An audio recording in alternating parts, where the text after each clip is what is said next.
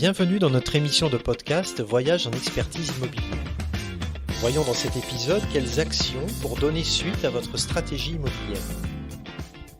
La mise en œuvre d'une stratégie immobilière ne s'arrête pas à la réalisation des actions planifiées.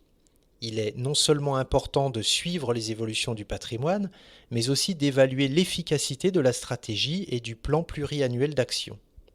Au-delà du suivi des actions mises en œuvre, il est important de vérifier la réalisation des contrôles réglementaires, suivre les contrats, notamment d'exploitation et de maintenance, suivre les consommations de fluides, mettre à jour le système d'information du patrimoine éventuellement mis en place.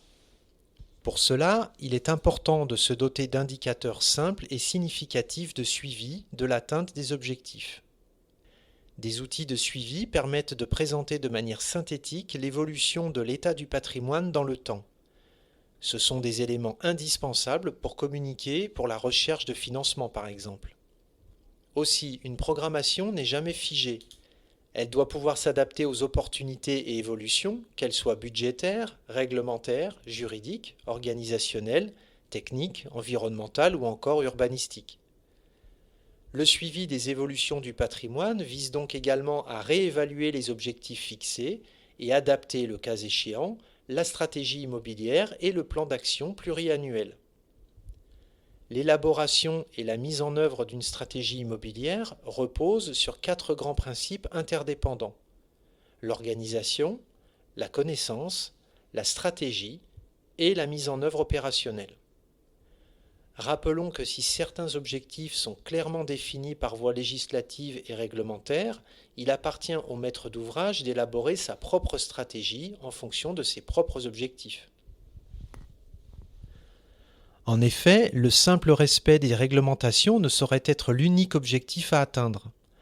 La pérennité du bâti et le bon fonctionnement des systèmes techniques, la sécurité du bâtiment et de ses occupants, la diminution des coûts de fonctionnement, l'optimisation d'usage et la flexibilité des locaux participent naturellement à la définition d'une stratégie de gestion, tout comme l'optimisation des surfaces, la rationalisation des espaces, la valorisation du patrimoine ou encore l'exemplarité des actions en matière environnementale.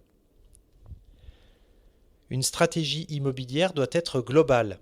Elle nécessite une approche transversale de différentes thématiques: maintenance, entretien, énergie, accessibilité, réglementation. Une stratégie immobilière se doit d'être évolutive. Elle doit en effet pouvoir s'adapter à tout changement, qu'il soit relatif à l'organisation, à la connaissance des bâtiments, à la stratégie ou à la mise en œuvre opérationnelle des actions. Nous espérons que ces épisodes vous auront aidé à mieux saisir l'intérêt d'une stratégie immobilière pour vos bâtiments, mais également pour l'accomplissement de votre projet associatif. Rendez-vous dans les prochains épisodes pour la suite de notre voyage en expertise immobilier. À bientôt.